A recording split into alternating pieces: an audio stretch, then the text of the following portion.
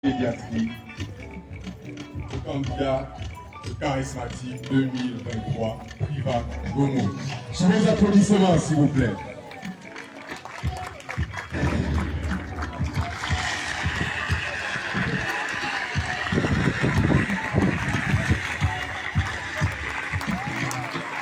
Population de la derrière alternative, vous avez l'occasion aujourd'hui de pouvoir discuter avec l'un de vos candidats de 2023, Priva Gomo, sous vos acclamations.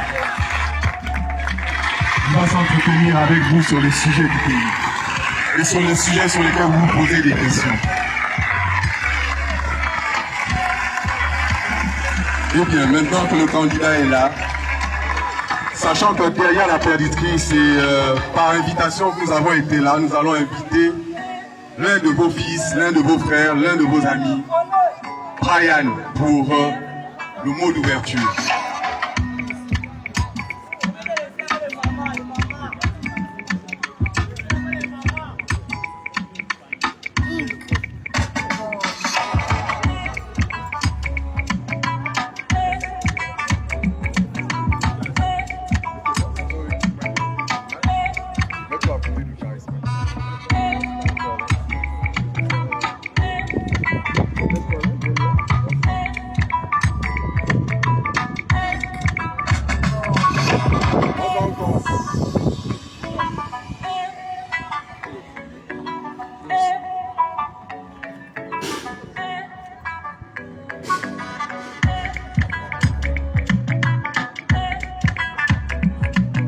Bonsoir à tous.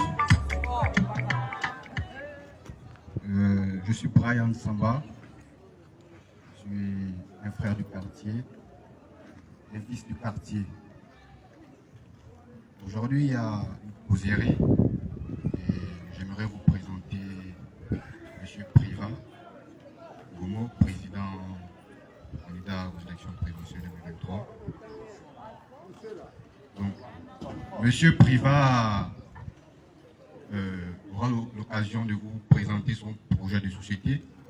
Moi, j'ai eu à connaître M. Priva sur des réseaux sociaux. J'ai eu à lire des articles sur lui et j'ai eu à lire son projet de société. Et c'est pour ça que je suis ici aujourd'hui, pour le soutenir là-dessus, parce que son projet, il est remarquable et appréciable. Donc, moi, je vais vous présenter le président, M. Priva Gomo, sous vos acclamations, s'il vous plaît.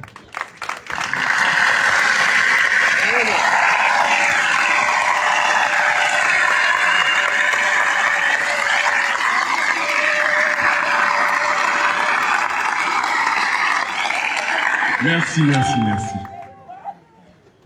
Le candidat aura l'occasion de pouvoir vous entretenir sur son projet de société et vous expliquer exactement pourquoi il est là.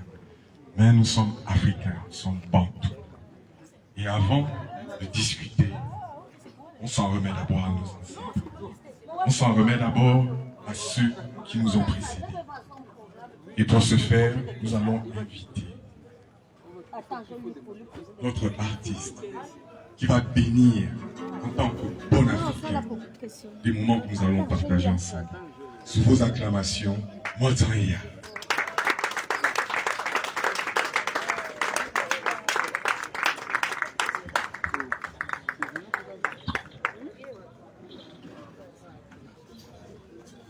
Bonsoir tout le monde. Bonsoir.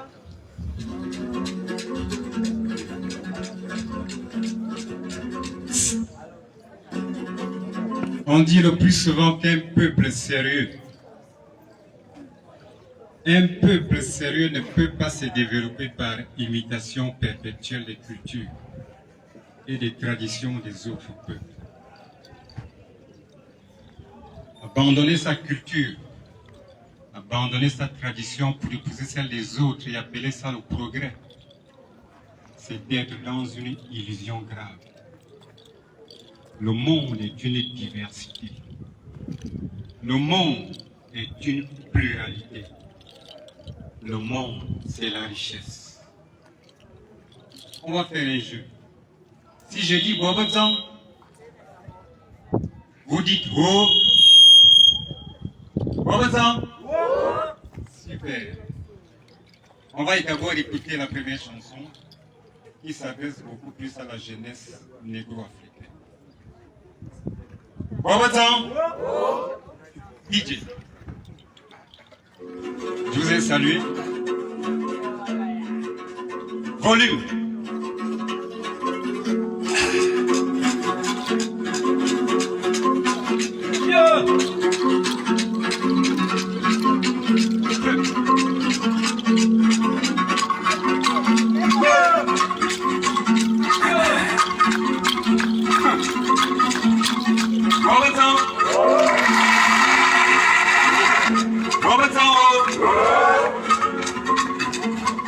Je m'adresse à la jeunesse négro-africaine de Farafina.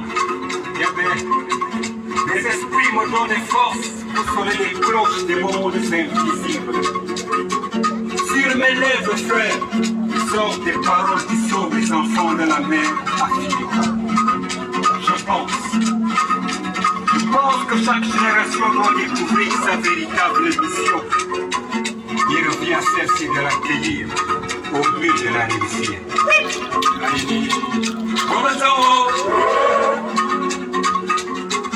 Est-ce que nous sommes venus au monde pour se soumettre aux autres nations?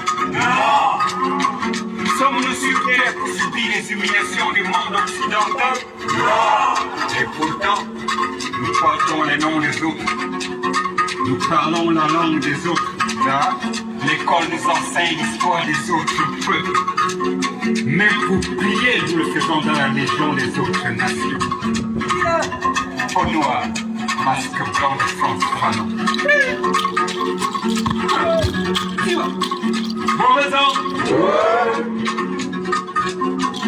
Au commencement, ayant les créés devenus créateurs créés monde. Il donne à chaque peuple des éléments mystico-spirituels pour entrer en communication avec lui. Constatez que la Bible est une civilisation judéo-chrétienne. Et la culture juive, la tradition juive, les mœurs des juifs se trouvent dans la Bible. Constatez que le Coran est une civilisation arabo-musulmane. Et la culture, la tradition, les mœurs des Arabes se trouvent dans le Coran. Le même pour le bouddhisme au peuple qui habite l'Orient. Africains, il est temps de se poser ces questions. Qui sommes-nous? D'où venons-nous? Où allons-nous? Et c'est quoi le chemin que Dieu a tracé pour nous sur terre? Quand vous lisez le discours prononcé par le roi des Belges Léopold devant les missionnaires se rendant en Afrique en 1883, vous allez comprendre que l'homme noir connaissait Dieu avant l'arrivée des hommes blancs sur nos terres. Ce roi disait, je cite, le but principal de votre mission en Afrique n'est donc pas d'apprendre aux nègres de connaître Dieu, car ces nègres le connaissent déjà. Votre mission est de faciliter la tâche aux administratifs et de protéger nos intérêts. Votre connaissance de l'évangile vous permettra de trouver facilement les textes dans la Bible. Le commandant fidèle d'aimer la pauvreté comme par exemple heureux les pauvres car on donne les cieux et à eux. Insistez sur la soumission et l'obéissance. Évitez de développer l'esprit critique dans vos écoles. Appelez aux élèves à croire et non à raisonner. Cela m'amène à confirmer que l'Occident est l'accident de notre histoire. Et mes frères, prêtres, pères, pasteurs, éducateurs, chanteurs, écrivains, qui continuent au travail de la colonisation, c'est-à-dire l'aliénation du peuple africain, prennent garde. Parce que mon combat est dans le sens contraire. Je m'appelle Moazan Yendo et je suis du peuple Ekan. Si, d'ailleurs, Mina Yomona, comment ben Joseph, car nous sommes dans le bain, nous qui en foi les Zamada. D'ailleurs, sauvé, d'ailleurs, coulouvé, et ne qui caresse Moussoumouye. Si, Awafoué.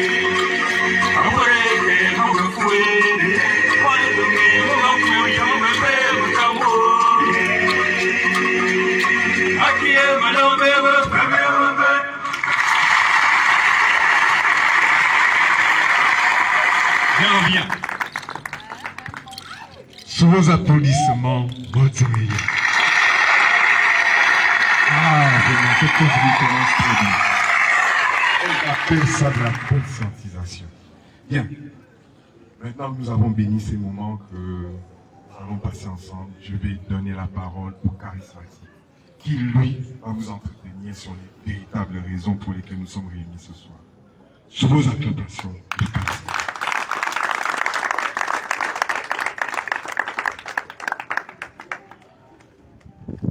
Merci. Avant de commencer ce propos, je vais vous demander d'observer une minute de silence. Une minute de silence en la mémoire des ancêtres, nos ancêtres qui sont morts pendant l'esclavage. L'esclavage qui a été pratiqué pendant 300 ans, 3 siècles, par la France. Nous allons également avoir une minute de silence pour les résistants qui se sont battus pour que la France ne prenne pas possession des terres gabonaises. Ces résistants, pour la jeunesse, vous devez les savoir. C'est Eman Tolé, c'est le guerrier Wango, c'est le guerrier Bombé, c'est Nyonda Makita, alias Magouroul. Et beaucoup d'autres qui sont tombés, qui ont résisté à la pénétration coloniale française.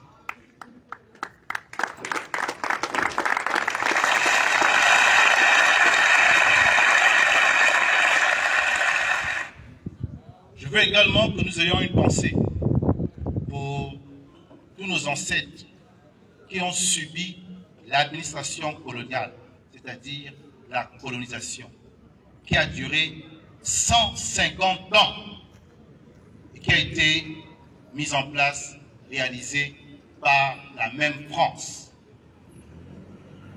Enfin, nous aurons une pensée pieuse pour nos grands-pères, nos grandes-mères, nos pères, nos mères, nos frères, nos sœurs qui, jusqu'aujourd'hui encore, subissent le joug, c'est-à-dire la violence de la France-Afrique, mise en place par De Gaulle, président français. Cette France-Afrique a été mise en place en 1960 et elle continue encore jusqu'aujourd'hui. C'est elle qui a fait mourir Germain Banguema, c'est elle qui a fait mourir Rendjambe, c'est elle qui a fait mourir Dukaga Ziengi, et nous allons vous donner tous ces noms.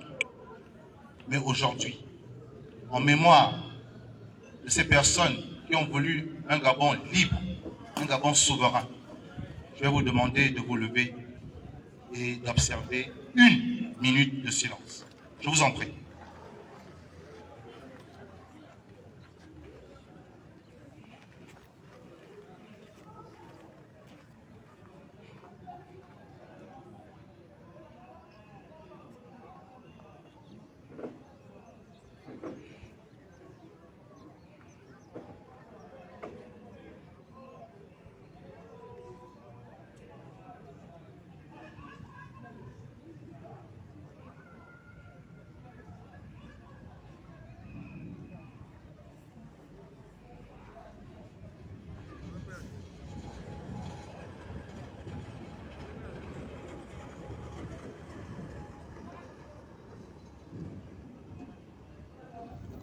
Je vous remercie.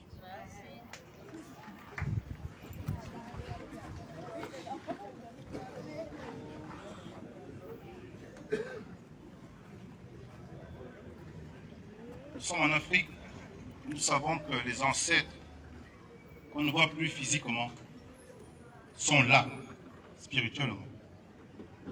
Nous les avons invoqués, donc ils sont là en ce moment, en esprit, mais vous ne les voyez pas. Je vais donc parler sous le contrôle de nos ancêtres, les esprits. Vous ne me connaissez pas, et pourtant vous avez bien voulu venir participer à cette causerie. Je vous remercie. Je vous remercie beaucoup d'être venus. Je remercie les jeunes d'Ovendo qui ont organisé l'espace pour que nous puissions échanger. Je remercie particulièrement Ryan, qui est un fils du quartier, et qui m'a plus ou moins donné la possibilité de m'entretenir avec vous aujourd'hui. C'est grâce à lui et grâce à tous les autres jeunes qui sont avec lui en ce moment.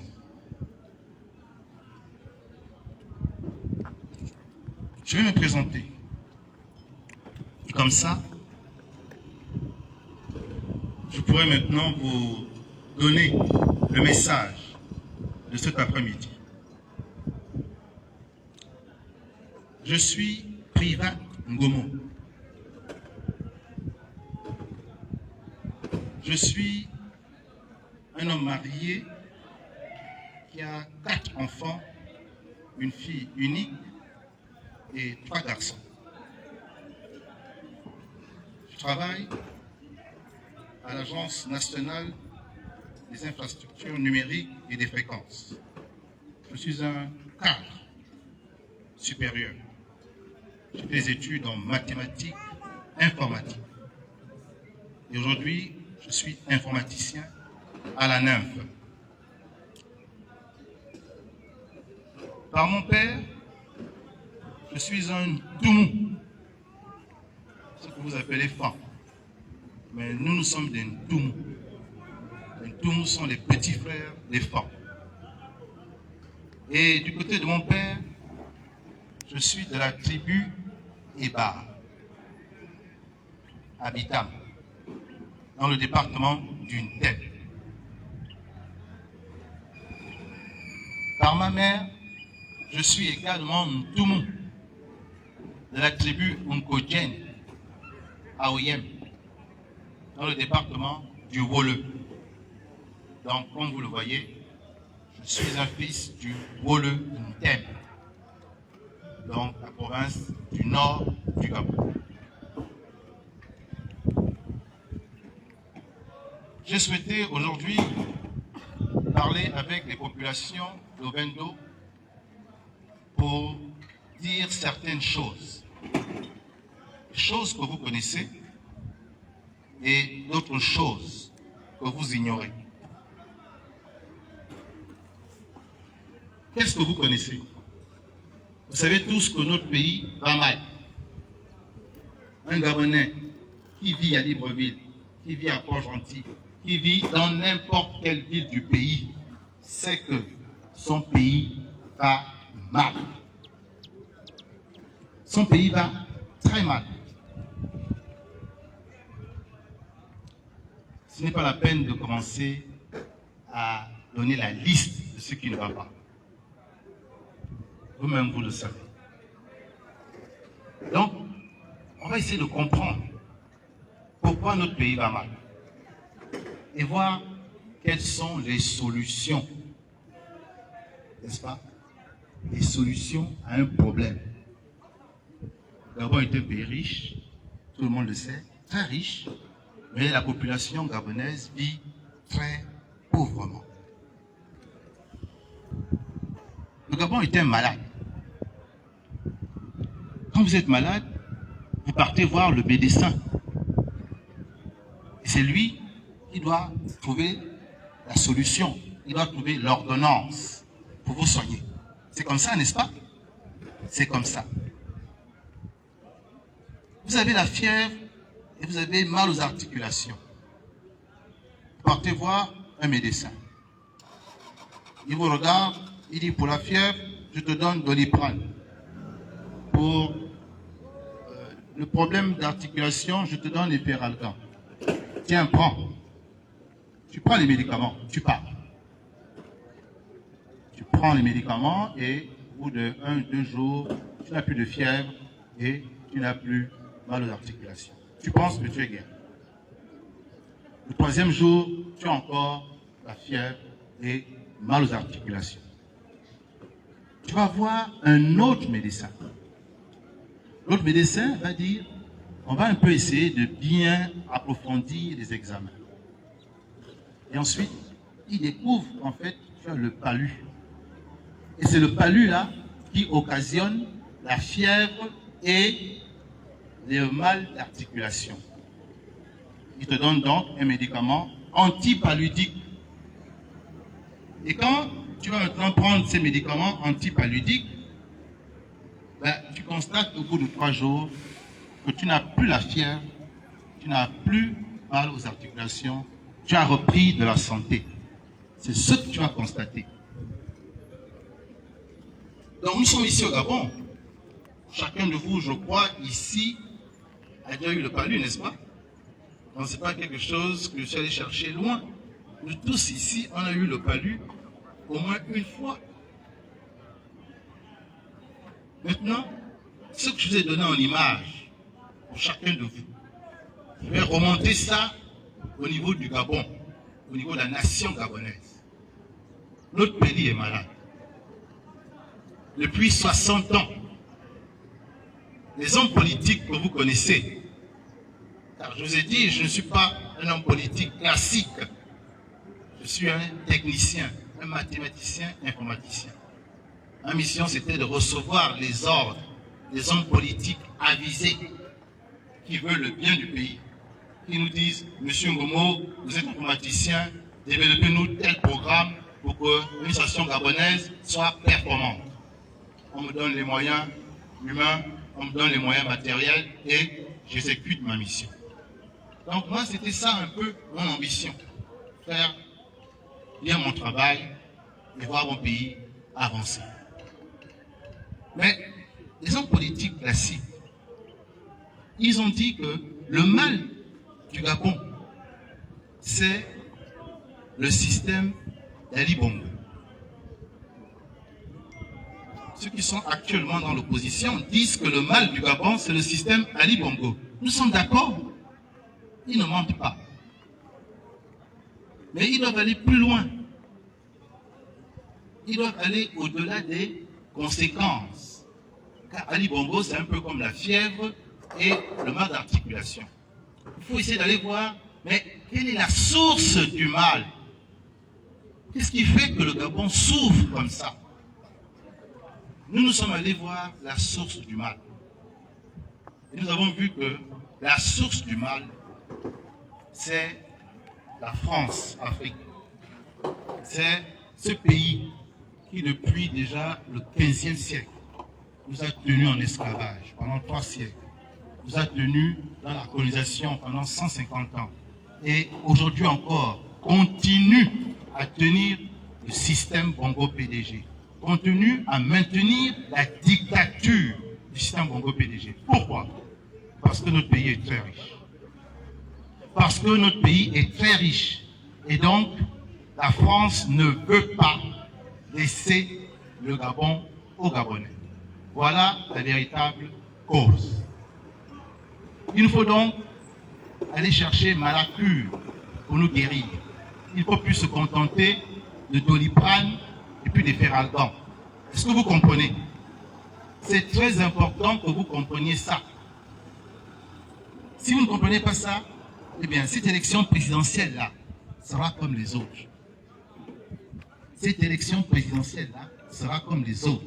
Parce que nous allons vouloir régler les conséquences en disant que le système Bongo-PDG, sans régler la cause. La cause, je vous le dis, c'est la France, Afrique, qui est dirigée par aujourd'hui Emmanuel Macron. Vous devez le comprendre. Pourquoi le président Emmanuel Macron maintient la dictature d'Ali Bongo? Parce que Ali Bongo, vous le savez, n'est pas populaire. Un président est censé avoir le soutien du peuple. Or, Ali Bongo n'est pas populaire. Mais pourtant, Ali Bongo est au pouvoir depuis 2009. Et on sait comment il a pris le pouvoir. Par la force, par les armes. Alors, le peuple ne veut pas d'un président. Le président est toujours là. Mais qui donne la force à ce président imposteur d'être à la tête du pays? Qui lui donne la force? Je suis en train de vous dire que la force d'Ali Bongo, c'est d'abord l'armée. l'armée qui vient tirer sur la jeunesse lorsqu'elle veut maintenant que les choses changent. Mais cette armée-là, qui lui donne les armes? Est-ce qu'au Gabon, nous avons une usine qui fabrique les armes? Non. Les armes viennent d'où? Les armes viennent de la France. Quels sont les instructeurs militaires qui viennent former les gens de la garde républicaine, qui viennent former la gendarmerie, qui viennent former les policiers? Qui les forme? Ce sont les instructeurs français. Voyez-vous? Vous devez comprendre que tant que la France voudra garder nos richesses pour elle, tant qu'elle voudra avoir un standing de vie très élevé, que le monde entier lui envie justement, eh bien, elle va toujours maintenir une dictature comme celle d'Ali Bongo à la tête du pays. Et si le peuple ne se lève pas contre ça, même si son pays est riche, lui, ce peuple gabonais, il va vivre dans la pauvreté, comme c'est le cas actuellement. Vous devez comprendre ça. C'est un discours qui est nouveau pour vous, parce que les autres hommes politiques ne vous parlent jamais de ça, parce qu'ils ont peur de la France, c'est tout. La France tue. Elle a tué Thomas Sankara, elle a tué Kadhafi, elle a tué Ouniobé. La France tue pour faire peur. Et donc les hommes politiques classiques que vous connaissez ne parlent jamais comme ça, car ils vont fâcher la France. Or c'est la France qui nous maintient dans cette situation. Donc si on veut profiter des richesses de notre pays, le Gabon doit se libérer. Le Gabon doit se libérer de la France pour qu'il puisse profiter du pétrole, profiter du gaz, profiter de l'uranium, du manganèse, du cobalt, du nickel, du cuivre, des pierres précieuses, des terres rares, de l'or, du marbre, du fer, du bois, de 800 km de côte avec beaucoup de ressources halieutiques, de 80% d'une terre gabonaise que l'on peut cultiver et avoir l'autosuffisance alimentaire. Toutes ces richesses aujourd'hui appartiennent à la France. Je reprends, toutes les richesses de votre pays aujourd'hui appartiennent à la France. Voilà pourquoi vous n'avez rien. Si vous allez en France, vous ne verrez jamais des rues comme ça. Jamais. Moi, j'ai vécu en France 6 ans. C'est un pays, effectivement, qui est bien propre, bien travaillé, mais pas avec leur richesse, avec votre richesse. Si vous connaissez la Défense en France, à Paris, qui est un quartier parisien, si vous connaissez la Défense a été construite avec le pétrole du Gabon. Voyez-vous, le vrai problème du Gabon, c'est celui que je suis en train de vous montrer là. Et depuis 60 ans, les hommes politiques gabonais ne veulent pas attaquer ce problème-là. Et donc, vous avez l'impression qu'on tourne en rond. Vous commencez à être déçu. Vous dites qu'on ne va pas s'en sortir. Oui, si vous continuez à attaquer la marionnette, vous n'allez jamais vous en sortir. Parce que dès que la marionnette va tomber, le marionnettiste qu'est la France va remplacer la marionnette par une autre marionnette.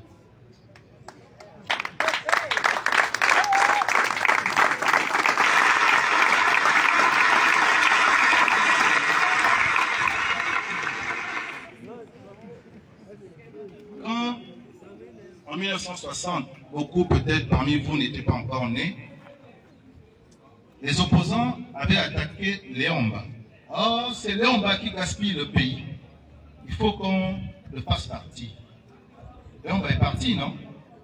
Est-ce que le Gabon s'est amélioré? Non.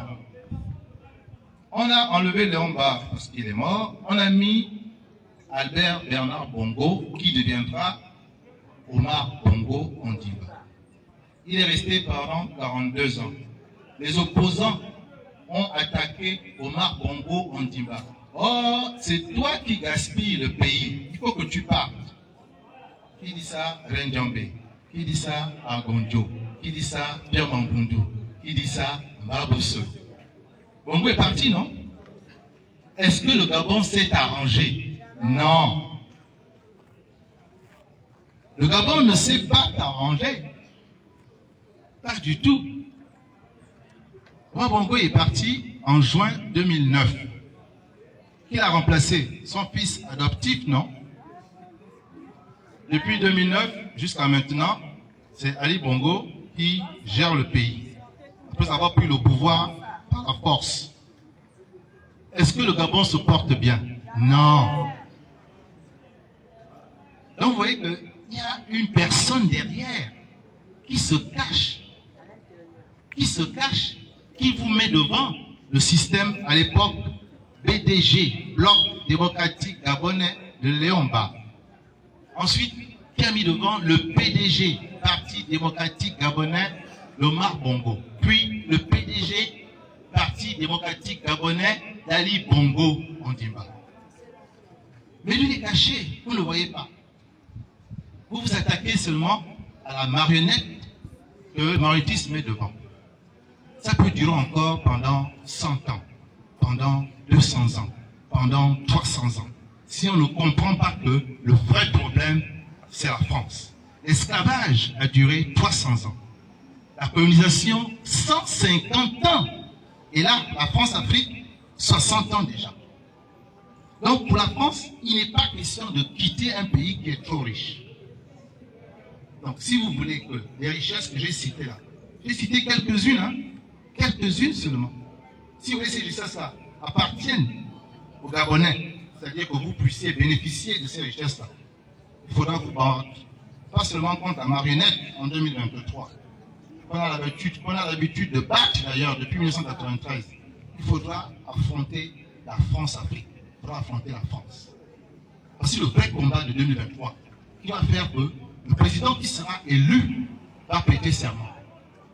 Parce que c'est la France qui empêche que le président élu prête serment parce qu'elle impose sa marionnette qui continue à lui laisser prendre les 90% de nos richesses et la marionnette prend les 10%.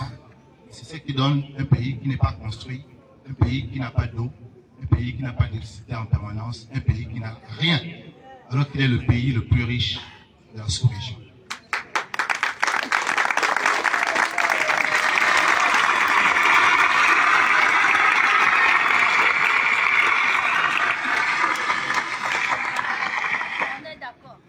Donc, on peut vous présenter un très bon projet de société.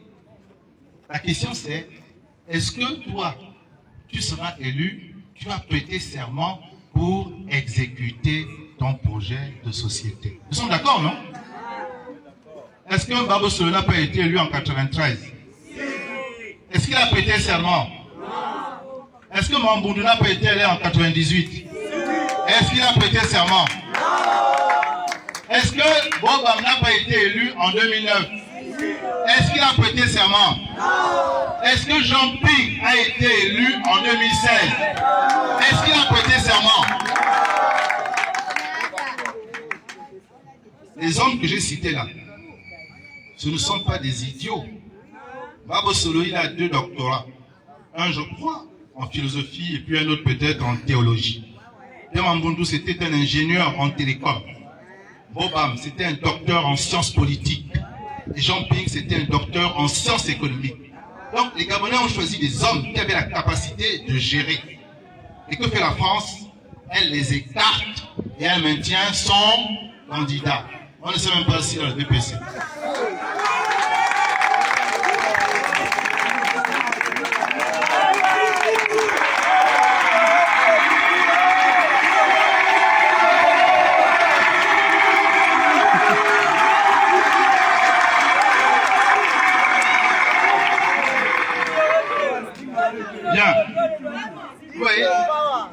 discours-là est nouveau, non? Vous avez l'habitude de l'entendre. Vous avez l'habitude de l'entendre. Bien maintenant, il faut qu'on vous dise la vérité. Parce que quand vous avez perdu confiance aux hommes politiques classiques qui aiment mentir, qui ne disent pas la vérité, peut-être qu'avec les nouveaux hommes politiques comme nous, qui disons la vérité, peut-être que vous allez commencer à croire qu'on peut faire la politique différemment. Je vais maintenant vous donner juste un seul aspect de mon projet de société. Quand je serai élu par vous, quand je prêterai serment et quand je vais exécuter le mandat, vous m'aurez confié. Je ne viens pas à cette élection juste pour qu'on me voie avec les cheveux tressés. Non. Je viens pour être élu avec un discours de vérité, un discours d'homme courageux. Je viens pour être élu et prêter serment.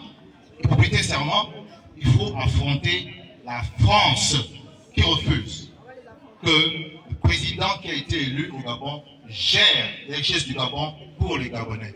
Si je suis élu, si je prête serment, je vais gérer les richesses du Gabon d'abord pour les Gabonais.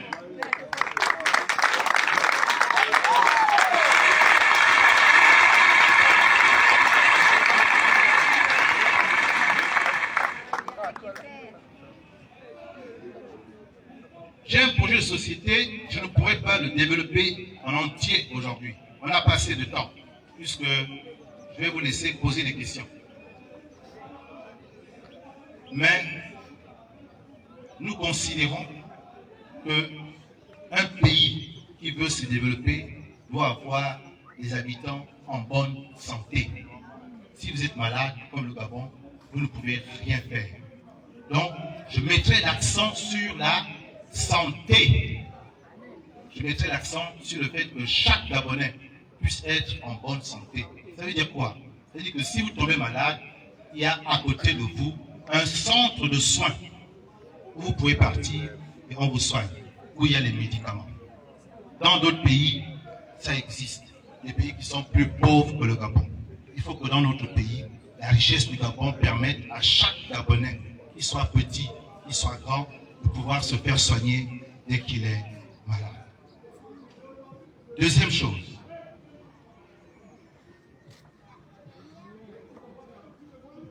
l'enseignement, l'éducation, l'instruction pour avoir un emploi. Quand quelqu'un est en bonne santé, il peut étudier quand il est jeune, il peut aller au travail quand il est adulte. Donc, après la santé, le deuxième domaine qui est important pour nous, c'est l'éducation. Ça veut dire quoi? Ça veut dire qu'il nous faudra construire des écoles, suffisamment d'écoles, suffisamment de collèges, de lycées, d'universités, d'écoles de formation pour que nous puissions avoir des élèves qui suivent les enseignements. Qu'on puisse avoir dans une classe 25 élèves pour un maître. 25 élèves pour un maître, et le maître pourra suivre les 25 élèves. Et les 25 pourront réussir. Aujourd'hui, quand vous avez une classe, combien il y a d'élèves? 120, 150. Est-ce que même un enseignant qui aime son travail, est-ce qu'il peut suivre correctement 150? Donc, il faut construire des écoles, des collèges, des lycées pour que le nombre d'élèves par classe, par salle de classe, soit un nombre que l'enseignant peut gérer. Est-ce que les enseignants sont bien payés? Non. Pourtant, le travail qu'ils font, ce n'est pas un travail important. Vous formez, ce n'est pas important. Eh bien, de même que les médecins nous soignent, pour qu'on soit en bonne santé, de même que les enseignants nous éduquent, pour qu'on devienne des hommes et des femmes responsables, il faudra qu'ils soient parmi les fonctionnaires les mieux payés de notre pays. Ceux qui permettent à la nation gabonaise d'être debout par la santé, debout par l'instruction, par la connaissance, doivent être les fonctionnaires les mieux payés. Je ne suis pas pour que ceux qui sont juste assis à côté où l'argent passe se servent aux douanes, se servent aux impôts, se servent au trésor. Et après, maintenant, ils jouent les boss. Alors qu'ils n'ont même pas participé à l'arrivée de cette richesse. Nous allons donc recadrer les choses. Remettre les choses importantes devant, les choses moyennes au milieu, les choses moins importantes derrière. C'est le rôle d'un chef d'État de bien organiser la nation. C'est ce que je compte faire. La troisième chose du projet de société, quand vous êtes en bonne santé, quand vous pouvez aller à l'école, vous pouvez travailler, vous avez besoin d'avoir une maison, un logement social qui soit décent. C'est quoi un logement social décent? C'est un logement où vous avez l'eau, vous avez le courant en permanence, pas les coupures qu'on a ici. Pour une petite population de 2 millions d'habitants, on a des coupures d'eau, des coupures d'électricité, on a des délestages. Je suis allé passer 10 jours au Mali, je suis à Sidi Goïta. Aucune coupure d'eau. Aucune coupure d'eau. Un pays sahélien qui n'a pas autant de pluie que le Gabon. Mais nous, ici au Gabon, on a des coupures de délestage tous les jours. C'est l'incompétence. C'est l'incompétence qui fait que les Gabonais n'ont pas l'eau tous les jours. Parce qu'un pays qui a la pluie, un pays qui a le Goué, un pays qui a les affluents de le Goué ne peut pas manquer d'eau. C'est l'incompétence. Il faut donc que ça change. Donc un logement décent où il y a l'électricité, où il y a l'eau et où il y a le Wi-Fi, Internet, c'est important aujourd'hui. On peut bien utiliser Internet, on peut mal utiliser Internet, mais il faut désormais que dans n'importe quel logement du Gabon, n'importe quel endroit public, on ait accès au Wi-Fi. On ait accès au Wi-Fi. C'est un standard de vie aujourd'hui, un minimum. Ne pensez pas que c'est du luxe. L'argent du Gabon nous permet d'avoir un logement avec l'eau, le courant, le Wi-Fi. Et on mettra en place une politique pour que les Gabonais puissent accéder aux parcelles pour construire leur maison. Est-ce que c'est normal que les Libanais au Gabon vendent des terres aux Gabonais?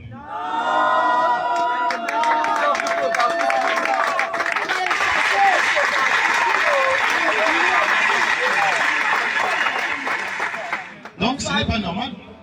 Est-ce que vous avez entendu qu'un Gabonais a vendu des terres au Liban à un Libanais? Bon. Donc vous voyez, là encore c'est l'incompétence. Le mépris des nationaux au bénéfice des étrangers. Est-ce que c'est acceptable? Est-ce que c'est acceptable? Tant que ce système sera là, il va continuer comme ça. Donc il faut faire partie du système. Donc nous allons mettre en place une politique où on va faire un plan d'urbanisation. C'est-à-dire qu'on va regarder les terres du Gabon, on va les viabiliser, on va les partager en parcelles et on va donner la possibilité à chaque foyer gabonais d'avoir une parcelle. C'est l'État qui va vendre les terres aux Gabonais. Des prix très raisonnables pour que chaque Gabonais ne manque pas de terre pour construire sa maison.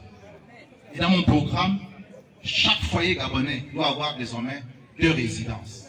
Une résidence principale en ville, une résidence secondaire dans son village.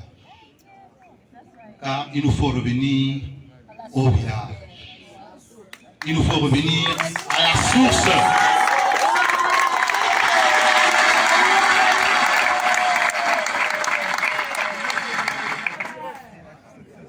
Le dernier point, ce sont les prestations sociales. Je vous ai donné d'abord la santé. Je vous ai ensuite donné l'éducation. Je viens de finir avec le logement social.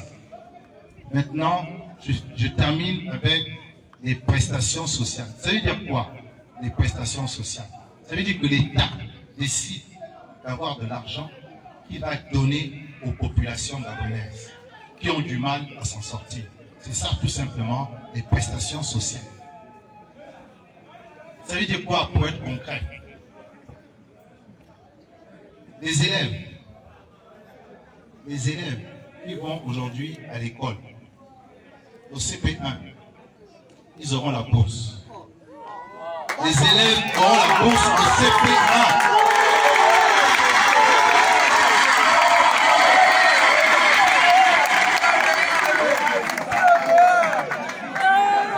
Parce que le Gabon est suffisamment riche pour que au CP1, un enfant qui a la moyenne ait la bourse. Et le montant va augmenter. CP1, CP2, 25 000 francs CFA. C1, C2, 30 000 francs CFA. SEM1, SEM2, 35 000 francs CFA par trimestre. Pourquoi? Parce que nous voulons motiver les enfants à aller faire l'école. Ce sera leur argent de poche. Les parents ne toucheront pas à ça. Et quand vous irez en 6e, vous êtes à 50 000 par trimestre. 6e, 5e.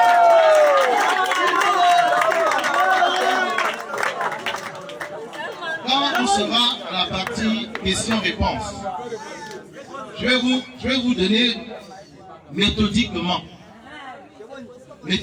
les raisons que dans un pays qui est très riche comme le Gabon, où des gens peuvent avoir 600 milliards de fortune volée, 300 milliards, 1000 milliards, où les gens, une seule personne a tout cet argent.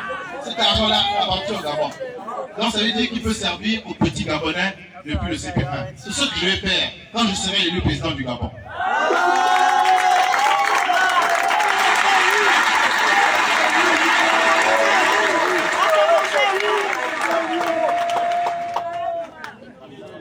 Vous êtes une jeune fille mère et vous avez du mal à vous en sortir.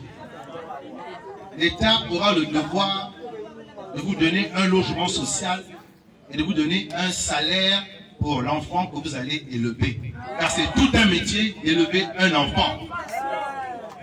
Ainsi, les jeunes filles n'auront plus besoin de se prostituer, de perdre leur dignité pour élever leur enfant.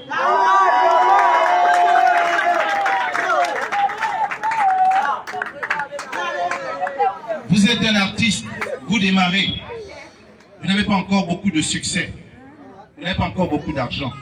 L'État aura une subvention pour soutenir un artiste jusqu'à ce qu'il puisse lui-même, avec les concerts et avec les droits d'auteur, nourrir sa famille. Vous êtes agent, promoteur culturel, ce sera pareil. Je vous dis que ce que je vous dis là, c'est possible.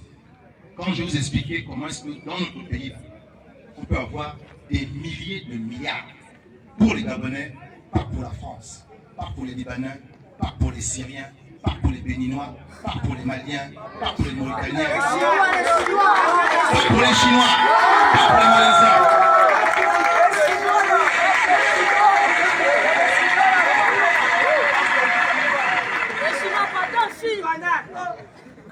Donc, je ne peux pas continuer. Je vais maintenant vous laisser prendre la parole. Vous avez à peu près une idée du genre d'homme que je suis à travers ce premier contact. On est tous d'accord que notre pays va mal. On veut que ce pays change, n'est-ce pas? Donc, ce Gabon ancien doit disparaître. Il faut un Gabon nouveau. Il faut un Gabon nouveau.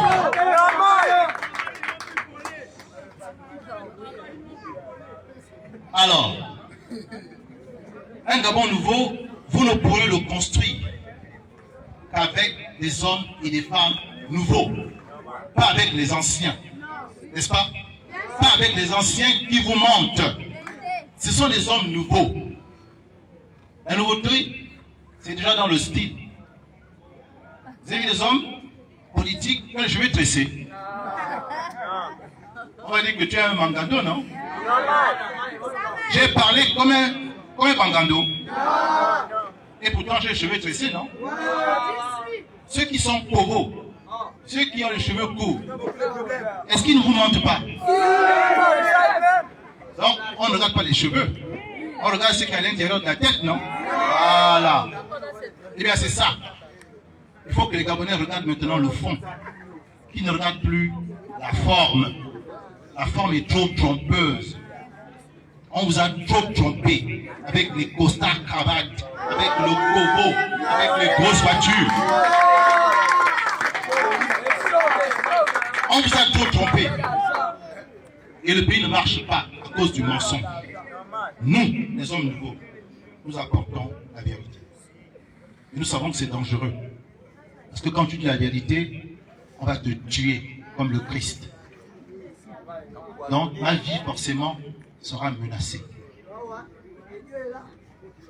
Ma vie sera menacée. Mais le peuple gabonais et Dieu sont là.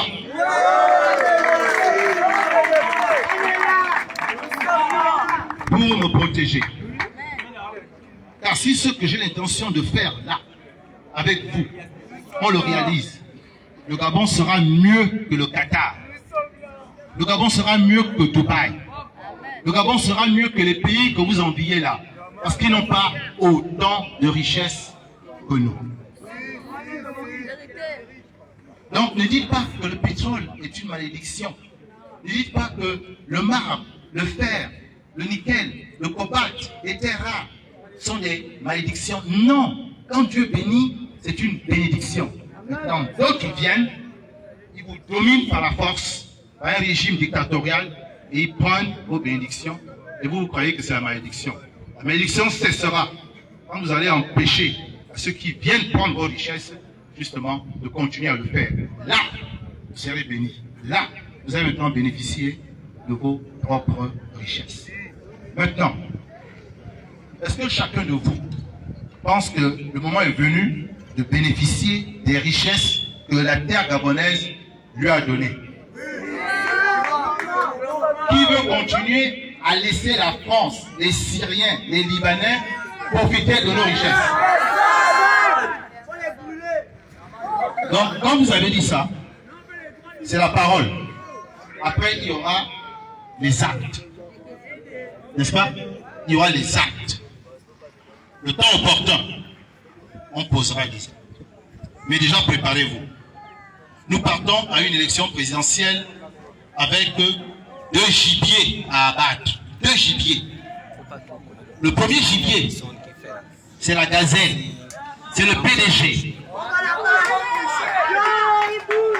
Le premier gibier, c'est la gazelle. C'est le PDG. Vous comprenez, non? On va l'abattre. Depuis 93, c'est un gibier qu'on abat depuis 93. Mais pourquoi on ne s'installe pas? Parce qu'il y a un autre gros gibier qui est là. Il y a un autre gros gibier qui est là. C'est l'éléphant.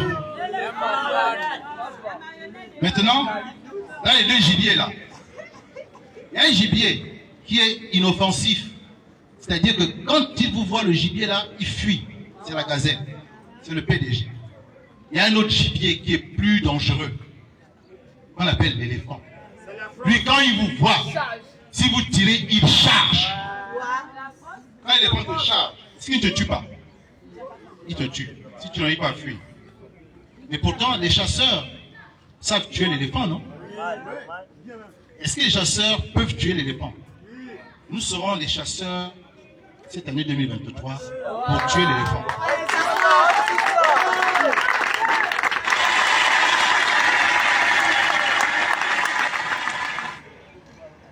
Mais comme c'est un gibier très dangereux, il faudra que 40% de nos forces, on concentre ça sur la gazelle, sur le petit gibier. 60%, le plus gros de nos forces, on concentre ça sur l'éléphant, sur la France-Afrique. Est-ce que vous comprenez ce que je dis?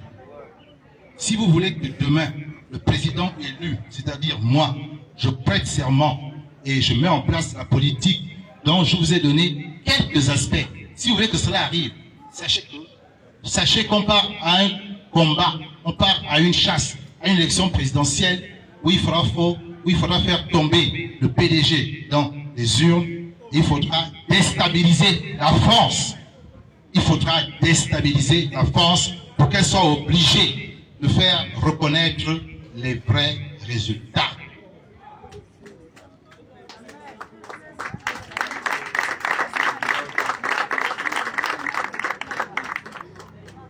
Donc, la balle est dans mon camp, la balle est dans votre camp. La balle est dans mon camp, la balle est dans votre camp. Mobam, paix à son âme, il avait dit, j'ai la clé. C'était un ancien ministre de l'Intérieur. Donc, il avait un regard sur la gendarmerie, un regard sur la police, donc sur une partie des forces de l'ordre. Il avait dit, j'ai la clé. Il a été élu. Mais est-ce qu'avec la clé, il a ouvert la porte de l'alternance? Jean Ping a dit, allez voter, je ferai le reste, non? C'est pas ça qu'il a dit. Bon, il est toujours en train de faire le reste, non? Voilà. Parce que la France ne va pas lui laisser faire le reste, justement. Donc nous, puisqu'on a déjà vu le vrai problème, je vous dis, on va partir à cette élection. Je vais faire ma part, je serai avec vous, pour qu'on ait à la fois la clé et qu'à la fois on fasse le reste, ensemble. Vous avez compris? Vous avez compris?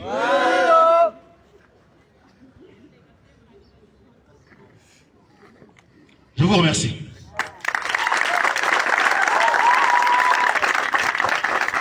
Sur vos acclamations, il va donner. Bien, le président nous a entretenus et je pense que nous avons compris. Il n'y a plus beaucoup de choses à dire.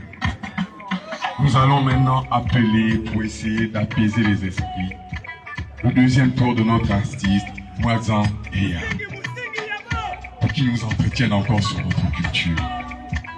Sur vos applaudissements, Mwazan Eya.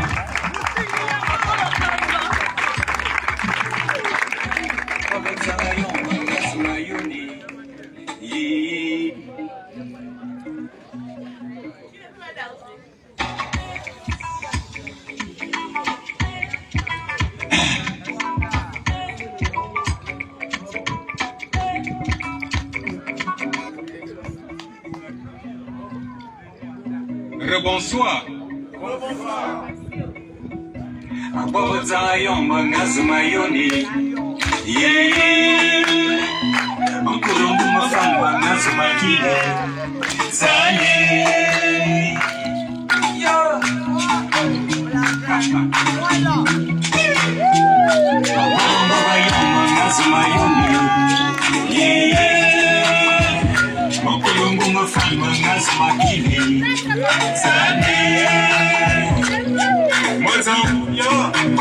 Je verse des larmes de tristesse à chaque fois que je pense à toi, mon frère.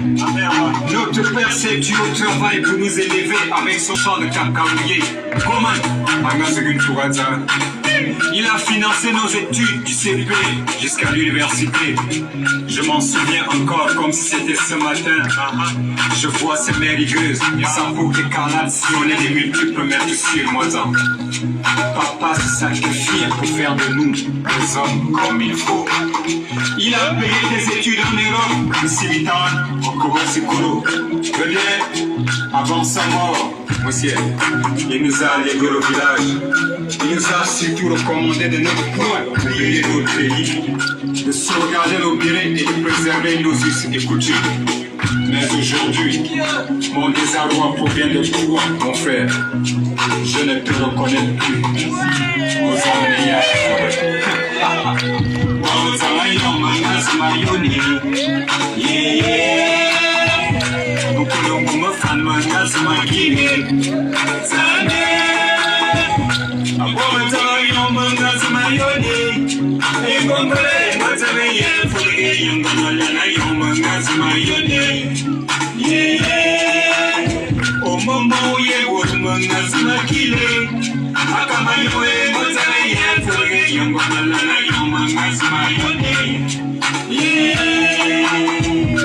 Tu deviens ce nouveau faux nègre falsifié. Ce nègre éduqué par le monde occidental qui pense que l'Afrique ne peut être sauvée que par un autre peuple.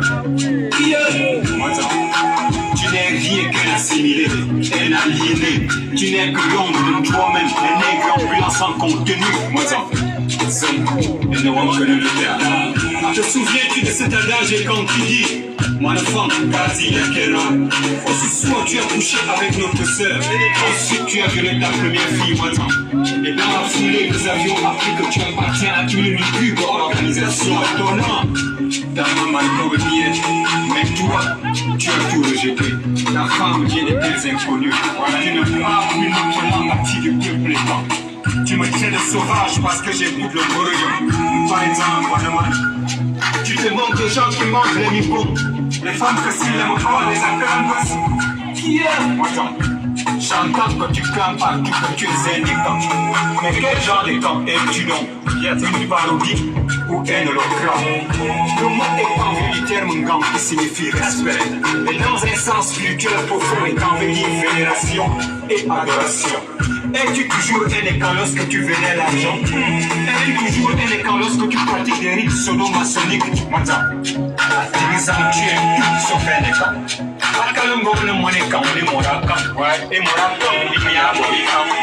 Et je vois pas où on comme bicam. D'ailleurs, non, on est sécurité. Alors, on est là. Pourquoi il y a un bon yakam? Maneka. Pourquoi il y a une adam bangassi? Maneka. Pourquoi il y a un morako yosam? Maneka. Maneka. Et ça me fait bien tirer par les nuits. Que ça vient de mon maneka. Après, on essaie de manger la sama. Yon poisonna no mwana yon foot. Sama no mwana. Bolo zana yon manga sama yone. Mkolongo mfan manga sama kide. Sande. Bolo zana yon manga sama yone. Ebombare matina ye foge yon bomala yon manga sama yone. Momo ye manga sama kile. Akama yoe motana ye foge yon bomala yon manga sama yone. Yene yoe. Abongo yo kuku mamala. Yo. Sine. Yene yoe. Abongo yo kuku mamala.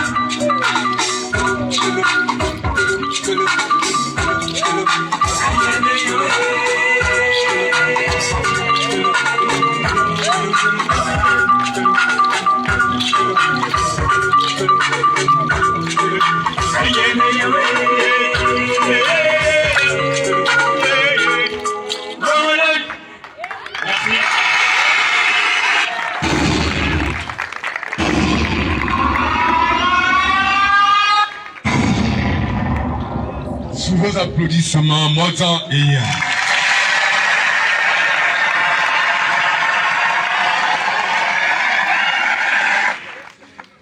Merci, population de derrière la pédiatrie, pour avoir répondu présent à cette causerie aussi nombreuse.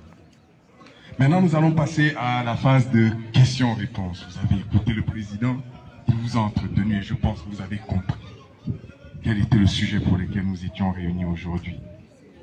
Nos amis de l'autre côté, quand ils viennent, les casiers de bière, de la nourriture, les sacs de riz, les cuisses de poulet, et ils vous mentent, et ils repartent chez eux, juste pendant la période des élections, et après encore 7 ans de ténèbres. 7 années là où ils ne se souviennent pas qu'il y a la population gabonaise. Mais pendant les élections, ils sont là. Ils vous donnent à manger, ils vous donnent à boire. Ils vous entretiennent avec des discours bêtes et ma boule. Et après, ils s'en vont. Et après, ils disent, le Gabonais nous a élus. Aujourd'hui, nous avons écouté un homme qui nous a parlé de choses vraies, de choses justes, des vraies réalités que le Gabonais vit au quotidien et dont on veut se débarrasser pour cette année 2023. Maintenant, vous avez l'occasion de lui poser des questions et de pouvoir en savoir plus sur son programme de société qu'il a prévu pour nous. Nous allons... Non. Merci. Nous allons trouver un protocole, c'est-à-dire que le président a son micro et celui qui a besoin de poser une question lève la main, on lui donne le micro et il peut s'exprimer.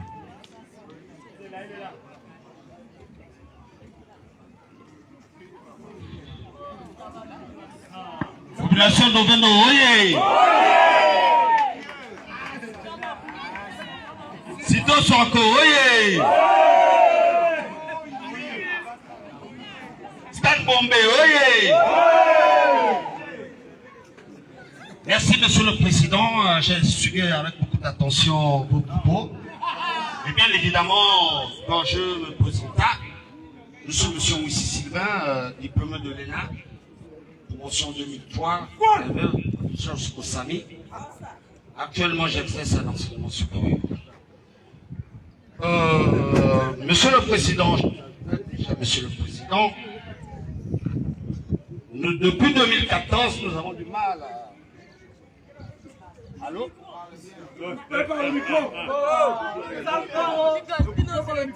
Depuis 2014, évidemment, nous sommes bloqués au niveau des avancements. Les avancements que nous avons obtenus, c'était en 2012 avec Solaire Ndonsima, qui était Premier ministre à l'époque.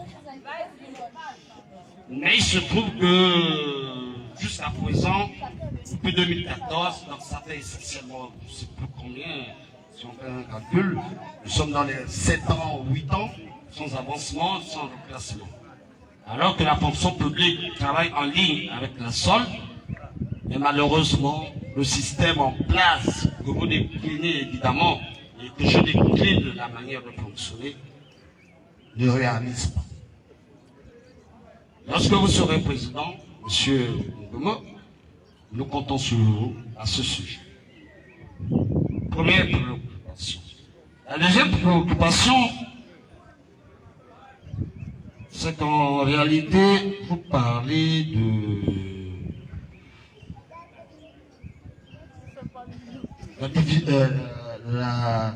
dans votre prospectus que j'ai lu,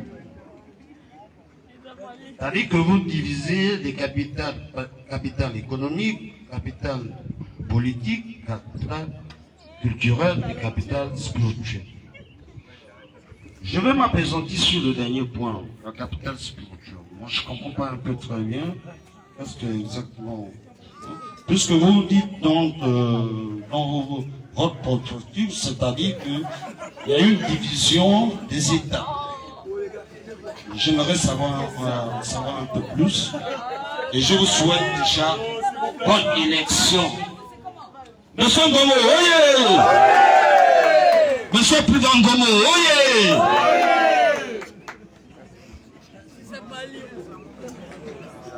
Merci. Merci beaucoup, Monsieur Moussi. Il a posé deux questions. Une première question sur la situation des fonctionnaires qui ne connaissent pas d'avancement depuis 2014. Un problème d'ordre technique, administratif. Deuxième question est hautement plus politique. Je commence par la deuxième question. L'État gabonais, aujourd'hui, que vous voyez là, c'est ce qu'on appelle, dans un français un peu compliqué, un État post-colonial. Ça veut dire que quand la France, entre guillemets, a dit qu'on était indépendant, ce qui n'était pas vrai, elle a mis en place une structure de l'État qu'elle maîtrise. Pour maîtriser la structure de l'État gabonais, un État post-colonial, la France a besoin d'avoir un président, une seule personne qui a tous les pouvoirs. Le pouvoir exécutif, le pouvoir législatif, le pouvoir judiciaire, le pouvoir militaire. Quand tu as tous ces pouvoirs, tu tiens en respect les Gabonais. C'est ce qui se passe depuis 60 ans. Est-ce que vous comprenez? Quand maintenant, lors des élections, on veut enlever ce président qui a tous les pouvoirs, que fait la France? Elle impose par l'armée. Donc, Si nous voulons que notre pays se libère de la France, qu'est-ce que je propose? Je propose que le pays qu'on appelle le Gabon soit un pays fédéral. Écoutez-moi. Écoutez-moi. Un pays fédéral, ça veut dire quoi? Ça veut dire que le Gabon sera divisé de manière administrative en 5 régions-États. 5 régions-États. À la tête de chaque région-État, il y aura un président de région qui sera élu au scrutin de liste, comme est élu le président du conseil départemental. Une région-État sera composée de 2 provinces. L'Angounié, la Nyanga, sera une région-État. Et ils vont trouver le nom de leur région, les habitants des 2 provinces, de la Nyanga et d'Angounié. Je pense qu'ils vont même trouver Nyango, la région Nyango, le soleil. Le Haut-Okoué et le Koué-Lolo, les provinces jumelles, on les mettra ensemble dans une région-État que l'on pourra appeler même la région Masuku ou Makoko. Les habitants vont eux-mêmes trouver le nom de leur région. Le Wellington et le Goué-Bindo seront une seule région-État. Le Moyen-Okoué et le Goué maritime seront une seule région-État. L'estuaire et la diaspora deviendra la 10e province du Gabon. L'estuaire et la diaspora seront une région-État. Ça fait donc 5 régions-États et donc 5 présidents de région. C'est pour commencer. Du coup, le président fédéral que je suis, pour travailler le pays, ne sera plus seul à décider, tout seul au palais. Il sait qu'il a 5 champions avec lui. Chacun va travailler dans sa région. Pendant qu'on construit les autoroutes dans le sud, avec le président de la région du sud, on construit les autoroutes dans le nord, avec le président de la région du nord. On construit au centre, on construit à l'est, on construit à l'ouest, en même temps. En même temps. Nous allons pouvoir avoir une accélération. Ce qu'on a eu dû faire, peut-être en 10 ans, 15 ans, on divise par 5. Parce que chacun de ces présidents de région aura un budget. Un budget qui va correspondre aux besoins des populations. Ce budget-là, c'est l'argent du Gabon, qui ne part plus en France, qui ne part plus en Libye, qui reste au Gabon. Donc, pour créer les emplois, j'ai entendu un jeune homme qui disait il faut créer les emplois. Pour créer les emplois, le président de sa région va lancer des travaux. Et pour qu'on lance des travaux, qu'est-ce qu'on fait? On va désigner dans chaque région 2 capitales, 4 capitales. Une province aura 2 capitales, une autre province 2 capitales. Donc la région-État aura 4 capitales. Capitale politique, la capitale économique, la capitale culturelle et la capitale spirituelle. Dans chacune des capitales, on va construire l'hôtel, par exemple, de la présidence, pour le président des régions. On va construire le parlement local. Pour la capitale économique, on va construire l'hôtel économique, ou bien encore la chambre de commerce. Pour la capitale culturelle, on va construire le conservatoire, où toutes les cultures de la région seront conservées. Et on va exiger à la France de rapatrier tous les masques qu'elle a volés, tous les reliques qu'elle disait que c'était des fétiches, qu'elle a volés, qu'elle expose dans ses musées et où elle gagne beaucoup d'argent. On va rapatrier tout ça. Et on mettra ça dans nos capitales culturelles. Capitale spirituelle. M. Mussi a posé une très bonne question. Capitale spirituelle. Un homme, c'est d'abord l'esprit qu'on ne voit pas. Et c'est aussi le physique, le corps qu'on voit, n'est-ce pas? On dit que le corps est périssable, il meurt, on l'enterre. On dit que l'esprit est immortel, n'est-ce pas? Donc l'esprit est plus important que le corps. On pense que le corps est plus important parce qu'on le voit. Non, c'est l'esprit qui est le plus important.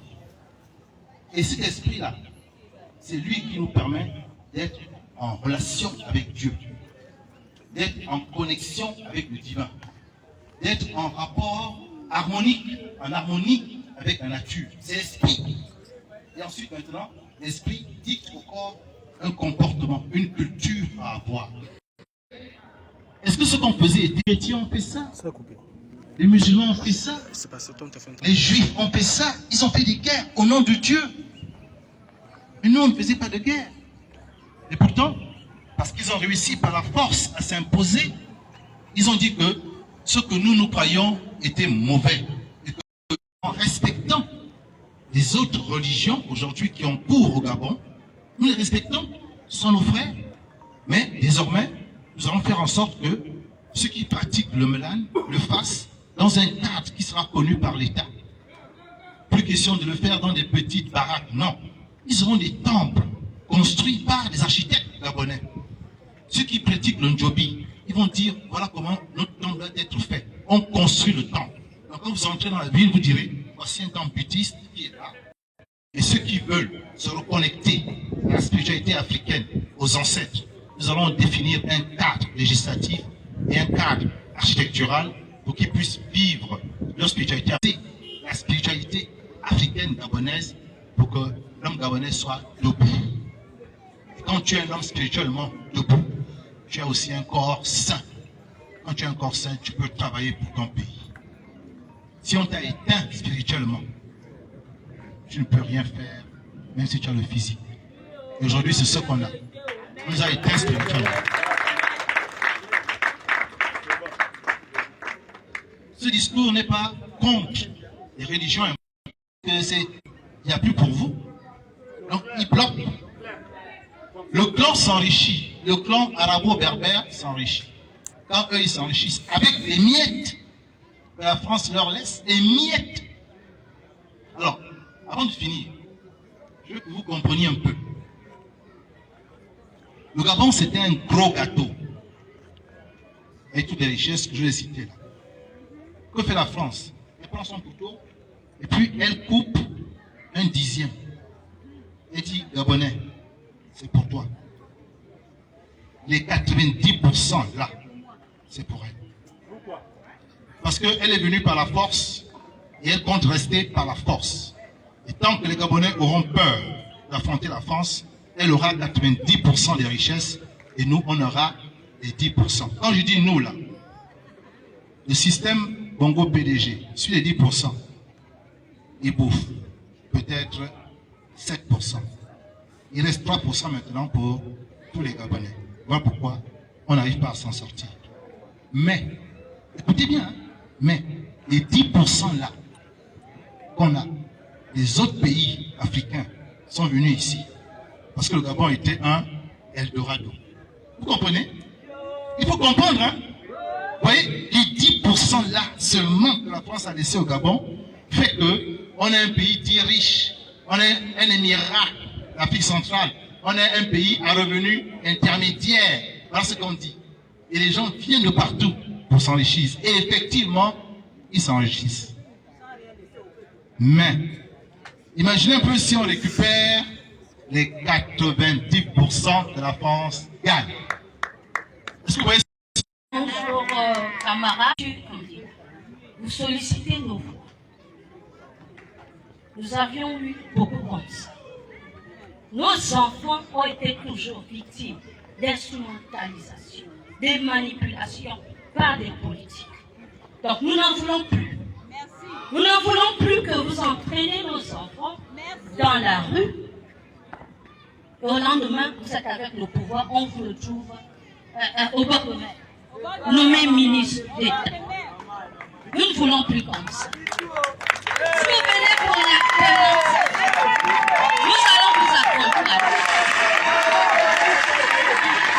Nous voulons vraiment un changement. Les Gabonais sont vraiment déçus. Il y a l'absence des leaders politiques au Gabon. La classe politique est très vieillissante. Alors je vous encourage aussi. Je vous encourage de vous lever. Vous êtes bien positionnés. Vous êtes très charismatiques. Vous êtes un très bel homme, capacité intellectuelle. C'est déjà un atout. C'est un atout. Mais beaucoup nous ont menti comme ça. Ils nous ont menti. Donc nous ne voulons plus de cela. Nous voulons vraiment la vérité. Vous savez l'adversaire que vous aviez. Vous avez parlé de la France.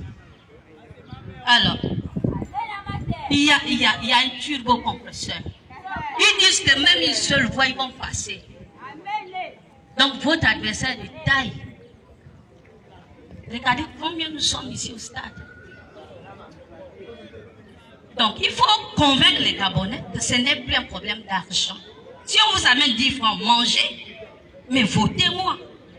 Est-ce que vous êtes vraiment d'accord d'aller, avec les armes que vous aviez, affronter le PDG? C'est pas possible. Je crois que je veux que vous militez pour autre chose. Je veux que vous militez pour autre chose. Le combat avec le PDG, c'est un échec. Parce que c'est des voleurs. Voici la vérité. Depuis les unes, ils vont gagner. Vous n'allez pas gagner. Vous allez citer vos prédécesseurs qui sont. Si ce n'est que nous, citoyens gabonais, c'est de militer pour autre chose.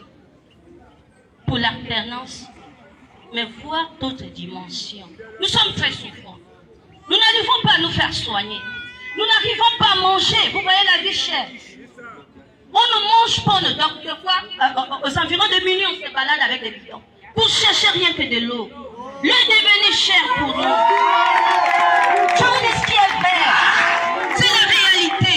Nous vivons les réalités du Gabon. Nous sommes au front. Le politique ne connaît rien. Il a le courant cadeau, l'eau cadeau, le téléphone cadeau, le gaz cadeau, carburant cadeau, voiture cadeau. On a quoi dans tout ça? Même les 10%, on n'en jouit pas. Camarades, on ne jouit pas de cela. Excellence, Monsieur le Président. C'est la foi qui compte.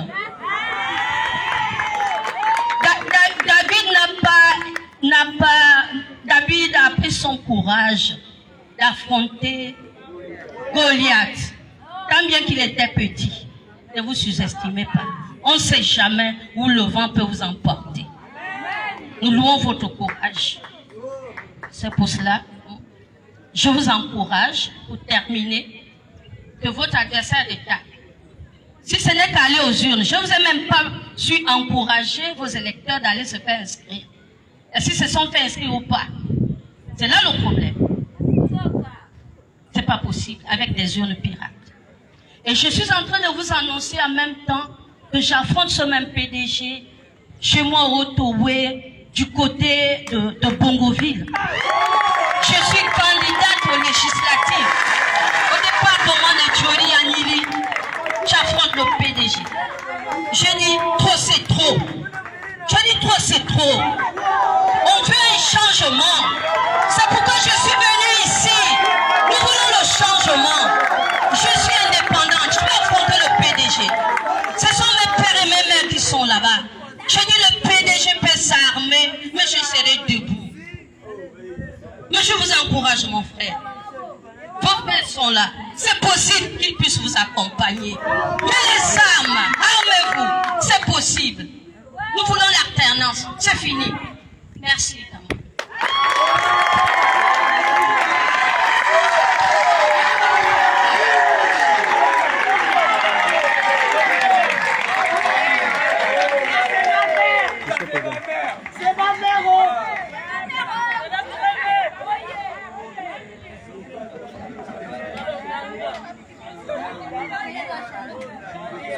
Je n'ai pas retenu le nom. Marie-Julie. Marie-Julie. Marie-Julie Bamba. Bamba. Marie-Julie Bamba. Je vais soutenir ta candidature quand je serai président du Gabon.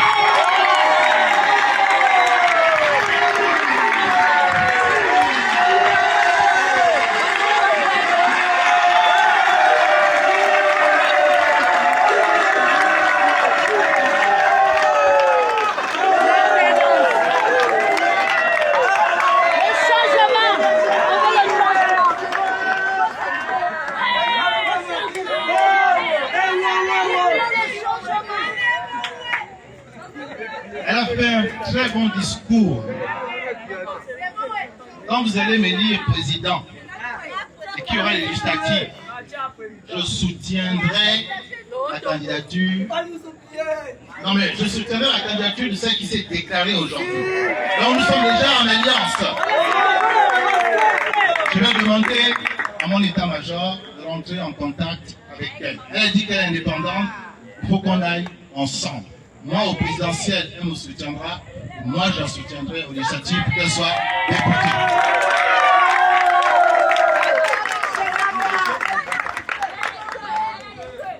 Je vais réagir maintenant à son brillant propos.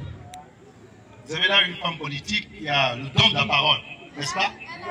Elle a bien parlé, non?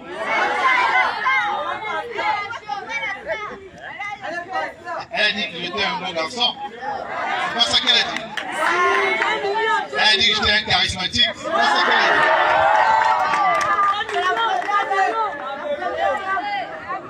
Mais elle a dit une chose. Monsieur Ngomo, est-ce que vous ne ferez pas comme les autres? Vous aussi, vous posez cette question-là. Est-ce que Monsieur Ngomo ne fera pas comme les autres? Moi, je ne suis pas un ex-pédégiste. Celui qui est ex-pédégiste, c'est celui qui a été pédégiste. Quand tu es pédégiste, tu as l'ADN du PDG. Je n'en ai pas, je n'ai jamais été. Première chose. La plupart des hommes politiques que vous voyez là, ils ont soit été au PDG, ils sont maintenant ex-pédégistes. Ils ne vous disent jamais pourquoi ils ont quitté le PDG sur le plan idéologique. On apprend souvent que, oh, tel est sorti du PDG. Parce qu'il y avait un problème personnel. Il a converti ça en problème politique. Dès que le PDG et puis la France lui disent « on règle ton problème financier », qu'est-ce qu'il fait? Il repart à la maison mère. Je ne suis pas un ex-pédégiste. Je ne suis pas un franc-maçon. Je ne suis pas un franc-maçon. Les francs-maçons, aujourd'hui, gèrent notre pays depuis 1960. Ils disent qu'ils sont les frères de lumière, qu'ils apportent la lumière. Est-ce que le Gabon n'est pas dans l'obscurité? Est-ce que le Gabon n'est pas dans l'obscurité? Où sont donc les frères de lumière? Les francs-maçons, ils ont échoué. Donc déjà, je suis différent pour la deuxième fois. Troisième fois, la plupart des hommes politiques que vous voyez là, classiques, qui vous ont déçus, sont des France-Africains. C'est-à-dire qu'ils acceptent le partage, 90 pour la France, et 10 pour les Gabonais. Ils acceptent ça. Voilà pourquoi ils ne critiquent jamais la France. Ils ne critiquent jamais la base militaire du camp de Gaulle. Ils ne critiquent jamais le franc CFA. Ils ne critiquent jamais l'ingérence française au Gabon. Au contraire, ils vont même à Paris. Ils vont à la cellule africaine de l'Élysée, dirigée par Franck Paris, pour aller chercher l'adoubement, aller chercher l'onction. Ils font ça la nuit, ils font ça en cachette. Ils ne vous disent ça jamais. Voici une troisième différence. Maintenant, j'ajoute d'autres différences. Vous avez vu beaucoup d'hommes politiques partir à l'ambassade de France, publiquement, et critiquer la politique française au Gabon. Je suis le seul qui a eu à le faire. On m'a mis pendant presque 1 an en prison. J'étais en prison. Vous n'êtes peut-être pas au courant, mais allez sur les réseaux sociaux. Vous tapez Ngomo Priva, Opération Lumumba. Vous connaissez Patrice Lumumba? Bien. J'ai pris son nom exprès pour dire à la France que nous avons l'intention d'être comme Patrice Lumumba, intransigeant sur notre souveraineté. Ils m'ont arrêté. J'ai passé 313 jours en prison. Est-ce que vous connaissez beaucoup d'hommes politiques qui ont ce courage-là et qui vont en prison? Quand je suis sorti, ils pensaient peut-être que j'allais me calmer. J'ai créé le New Power, qui veut dire le nouveau pouvoir. New, nouveau, power, pouvoir. Parce que, comme a dit la dame, il faut au Gabon un nouveau pouvoir pour un nouveau Gabon, Ouais. de nouveaux visages Oui. de femmes, de nouveaux visages d'hommes. Ce sont ceux-là qui vont amener de nouveaux comportements. Et là, nous allons pouvoir changer le pays. Il faut du courage pour ça. Beaucoup. Beaucoup d'hommes politiques n'ont pas ce courage. Parce que dire la vérité seulement, c'est déjà faire preuve de courage. Mentir, c'est plus simple. Dire la vérité, sachant que tu seras attaqué, c'est un exemple de courage. Lorsque Emmanuel Macron devait venir au Gabon au mois de mars, le 1er et le 2, j'ai décidé de faire une conférence de presse pour critiquer son arrivée dans notre pays.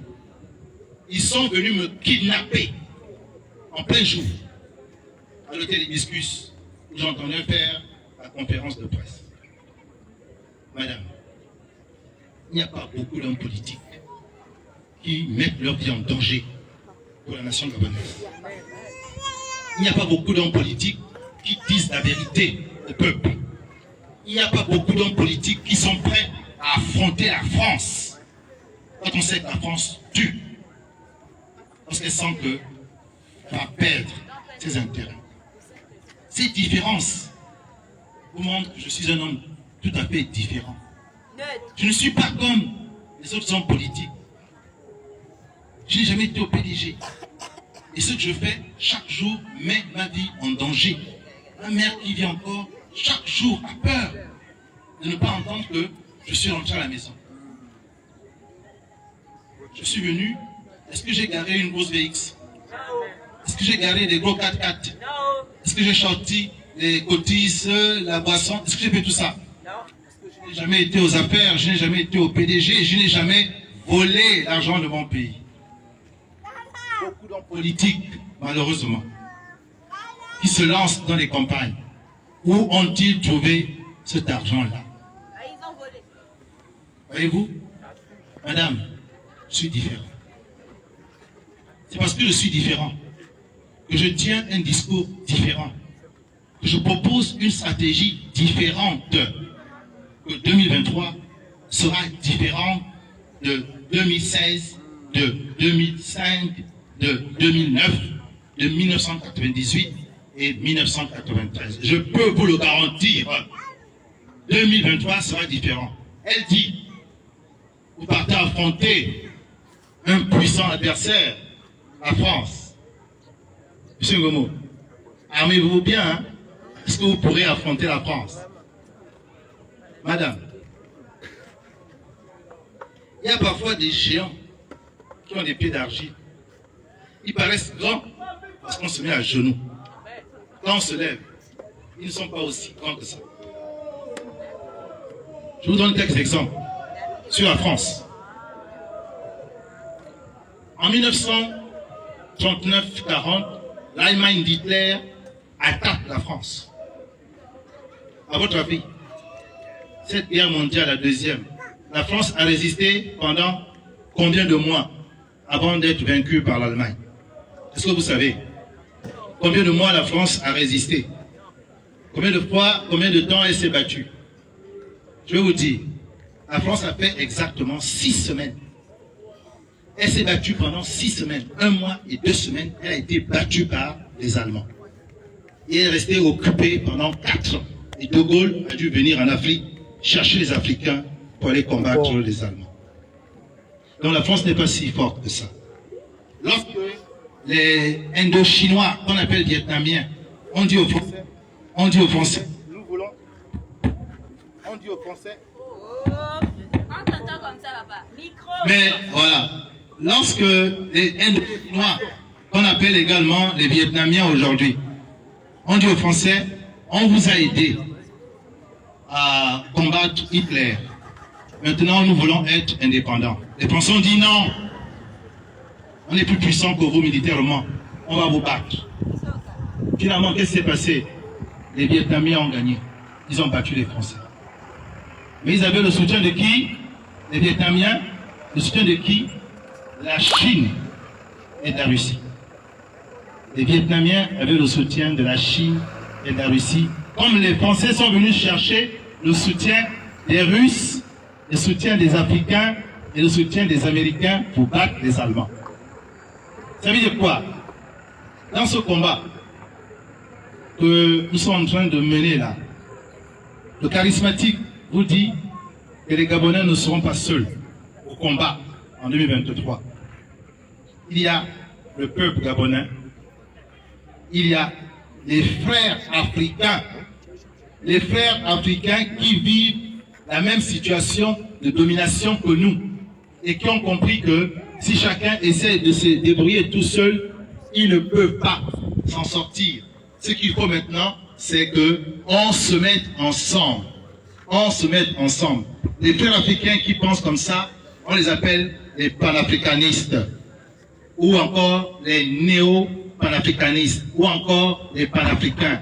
Ce sont des mots qu'on ne connaît pas trop au Gabon, parce qu'on ne vous parle pas de ça. C'est là la solution. Faire en sorte qu'il y ait l'unité de tous les Africains qui veulent se débarrasser de la France. Je vous donne quelques noms de ces panafricains-là. Il y a Kémy Séba. Vous le connaissez? Vous connaissez Kémy Séba? Eh bien, vous avez justement besoin de savoir ça. Vous devez savoir qu'il y a des Africains qui ont compris qu'on ne peut pas, nous le petit Gabon, affronter la grande France tout seul. Il nous faut avoir le soutien d'autres Africains. Nathalie Yambe, Kémy Séba, Franklin Nyamsi, Amina Fofana, Ben Le Cerveau, Ngunji Béanzin, Ousmane Sonko. Vous connaissez seulement Assimi Goïta, parce qu'il est président. Toutes ces personnes ont compris qu'il faut se débarrasser de la France et il faut avoir une union des Africains qui pensent pareil. Donc, nous aurons le soutien des frères africains. Nous aurons le soutien des frères africains dans ce combat. Maintenant, la France est représentée généralement par un coq qu'on appelle le coq gaulois, n'est-ce pas? On vous dessine un coq, on vous met la couleur bleu, blanc, rouge. C'est le coq gaulois qui représente la France. Un pays qui s'appelle la Russie. Son emblème, c'est l'aigle. L'aigle est un rapace. L'aigle est un rapace. Et le coq est un gallinacé. Hein? Je parle là pour les jeunes qui font science et vie de la terre. Le coq est un gallinacé. L'aigle est un rapace.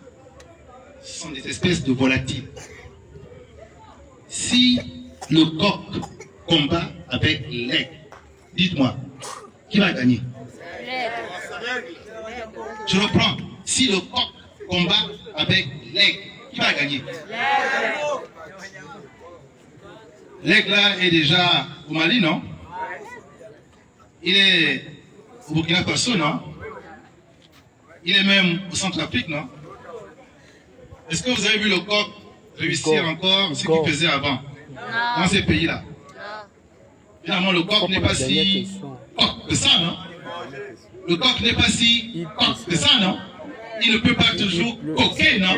Mais voilà. Je vous dis, en 2023, on va arrêter de voir le coq gaulois coquer au Gabon. On ira chercher quelques rapaces. Quelques rapaces. Quand le coq va entendre ce message, il comprendra que là, en 2023, ça ne sera plus aussi facile que ça. Voyez-vous? Madame la députée, je prends votre question, non? Merci beaucoup. Merci pour le cadeau. Sous vos acclamations, le président Gomo. Nous avons pris du retard par rapport à cette causerie et nous avons tenu en haleine pendant tout ce temps. Il est déjà quasiment 18 h. Je pense que le président a déjà été assez clair, il vous a entretenu. Donc nous allons mettre un terme à cette causerie. Tout ce que nous pouvons encore préconiser, c'est, comme l'a dit madame, pour pouvoir combattre dans une élection, pour avoir son nom sur la liste électorale. Certains d'entre vous ont déjà atteint 18 ans, je pense. Ils ne se sont jamais inscrits sur les listes électorales. Rapprochez-vous des lieux là et pour l'interactivité qui a été faite. On va prendre tous une photo. Ce sera une photo souvenir. Ah non. Prenons ensemble la photo souvenir. quand je serai président, vous allez encadrer ça dans votre maison. Ah non? Vous allez encadrer la photo dans votre maison.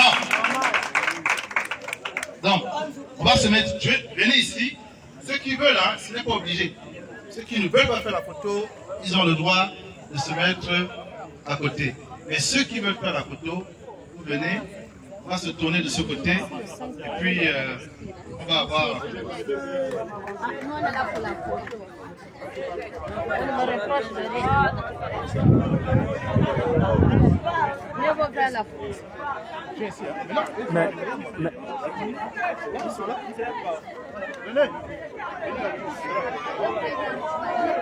Ça ne va pas couper le diamètre, ouais.